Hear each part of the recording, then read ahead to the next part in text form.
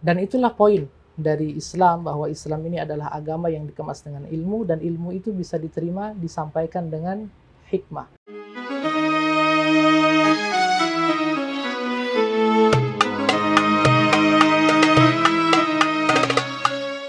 Kita lanjut lagi ya, ngobrol-ngobrol dengan Ustadz muda, Ustadz milenial, Nabil.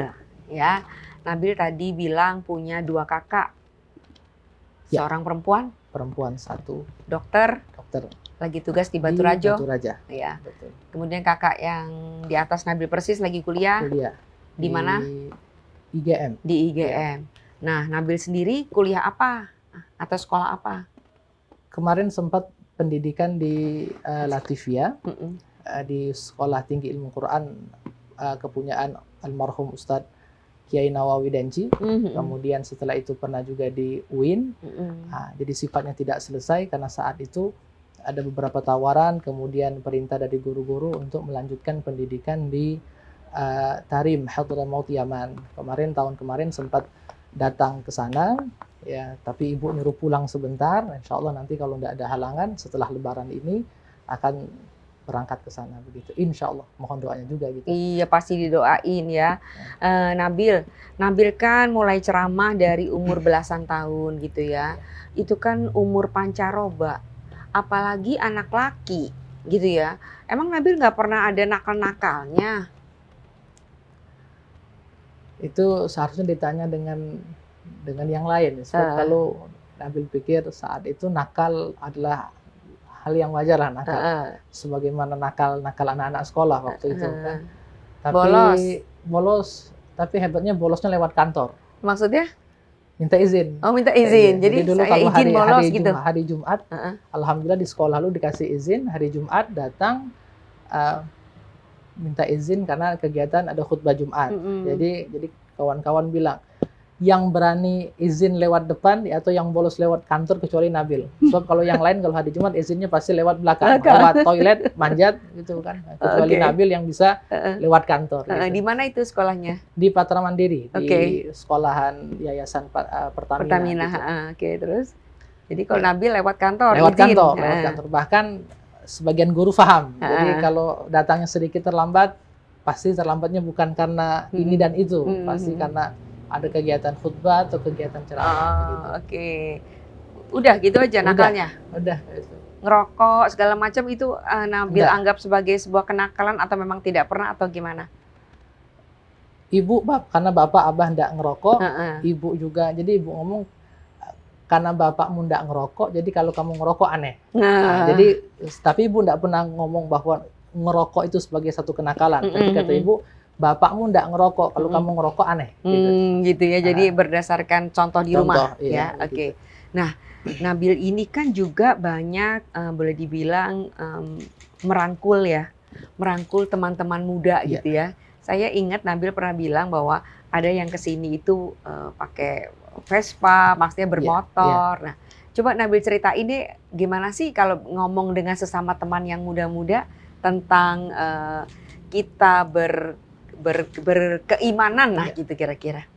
Jadi sejak kelas 2 sanawiyah saat itu buat perkumpulan kawan-kawan. Jadi kawan-kawan ini ada yang pengen belajar ngaji karena saat itu kan anak-anak sanawiyah tuh terkadang kendala mereka itu di ngaji. Jadi ada yang mereka masih Iqra atau yang masih Quran. Akhirnya satu hari demi hari bertambah.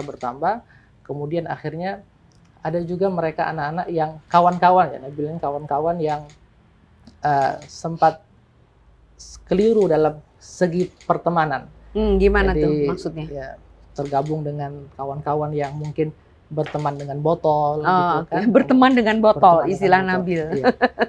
Jadi kawannya botol maksudnya. Kawannya botol. Nah, itu juga kita penting untuk memilih kata-kata yang tidak langsung vulgar gitu. Iya, jadi kalau kita, atau menyakiti gitu ya. Karena ada orang-orang yang saat nerima kata-kata itu kan tidak bisa nerima. Betul. Jadi tadi kita harus bungkus kata-kata itu dengan hal yang tidak ada kesan untuk menyinggung, tapi kesannya untuk menyadarkan. Gitu. Jadi ada mereka yang datang dengan motor, kemudian ada yang datang mohon maaf dengan pakaian-pakaian yang sangat kalau dibawa ke Minim. pengajian Sangat minim. kemudian dan sangat tidak pantas kalau Oke. dibawa ke tempat lingkungan yang baca Quran. Perempuan gitu. itu. Ada yang perempuan, ada juga yang laki-laki. Oke.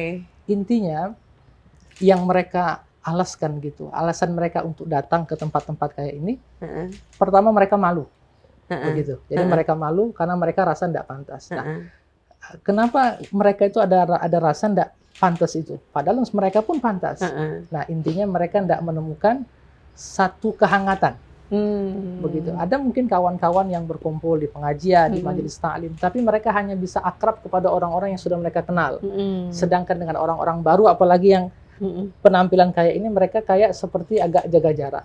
Nah, itu yang akhirnya membuat kawan-kawan yang dari segi pakaian seperti itu, akhirnya mereka sungkan untuk datang, bahkan malu untuk datang. Jadi di sisi yang lain, ketika mereka memang sudah punya pegangan ilmu, mereka mungkin menganggap kita sebagai guru, tapi di sisi yang lain, kita yang merendahkan, maksudnya menyamakan kedudukan kita seperti kawan. Bahkan ada yang mereka tidak kenal waktu, datang jam 11 malam. Hanya untuk pengen curhat. Karena mungkin di rumahnya ada masalah dengan orang tua, nangis-nangis, curhatnya ke sini. Nah, intinya, yang cewek banyak pasti ya? Cewek banyak, tapi enggak sampai begitu, enggak sampai datang ke rumah gitu. Dan memang dibatasi kedatangan tadi supaya enggak terjadi fitnah yang lebih besar.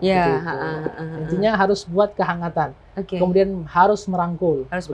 Jadi kedepankan dalam langkahan yang pertama itu kedepankan akhlak, setelah itu baru kedepankan ilmu. Jadi waktu orang datang ngaji, enggak langsung dikasih ini haram atau ini enggak. Jadi bertahap. Karena tidak semua orang bisa langsung menerima itu, kan tidak bisa. Jadi yang penting buat mereka nyaman dulu, mereka bisa menemukan jati diri, setelah itu baru bisa diajak belajar. Nah, jadi dari sekian banyak ya anak muda, kawan-kawan Nabil yang tadi misalkan berteman dengan botol atau narkoba, ada nggak? Ada. Sempat ada. Kemudian mereka nggak kembali lagi ke botol dan narkoba gitu, nggak? Ada beberapa yang kembali lagi. Jadi ada satu cerita yang menarik. Jadi satu di antara mereka sempat kembali lagi. Karena mungkin lambaian masa lalu itu terlalu kuat. Ya. Sehingga sempat yang bersangkutan itu masuk pondok. Masuk pondok, ya pondok dalam tanda kutip. Gitu kan. Dan hebatnya saat didatangi oleh ada sebagian ikatan ustadz-ustadz yang setiap minggunya kunjungan ke pondok tersebut. Ya. Jadi si bersangkutan ini ngomong dengan yang ustadz-ustadz itu, Pak, kenal nggak sama Ustadz Nabil? Kenal. Itu guru saya. Itu guru saya. Jadi yang ustadz-ustadz itu setelah kunjungan ke pondok dalam tanda kutip, datang, Ustadz, katanya ada murid antum yang masuk pondok, ya, atau kalau kita jelaskan ya masuk sel lah. Gitu. Kok mungkin murid antum bisa masuk pondok? Iya, benar. Emang antum ngajarin apa begitu, kan gitu? Kurang lebih gitu kan. Nah, tapi beliau enggak tahu nama, beliau enggak mau dikasih tahu nama. Akhirnya di hari yang sama setelah laporan itu datang sampai ke kami langsung datang ke tempat pondok itu, minta izin dengan pihak kepolisian, minta izin untuk mau nemui si Fulan bin Fulan gitu. Nah, dan akhirnya datang itu malah nangis. Maksud nangis itu, mohon maaf Ustaz, saya tidak bisa jaga nama baik majelis, saya tidak bisa jaga nama baik Ustaz. Saya bilang tidak ada masalah. Yang penting, tapi dia buat janji saat itu. Ustaz, saya janji kalau keluar dari sel ini saya belajar, begitu. Walaupun setelah keluar tidak datang-datang.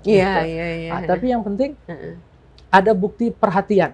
Jadi jangan sampai dengan masa lalu yang terjadi kepada yang bersangkutan membuat akhirnya kita memutuskan hubungan. Padahal itu kesempatan, kadang-kadang mereka tuh pengen belajar, cuman karena kita yang jaga jarak atau sok jaga image, akhirnya membuat yang bersangkutan itu balik sungkan, lagi ya.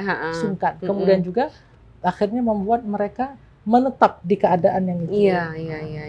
Jadi akhirnya kita istilahnya jemput bola. Ya, oke.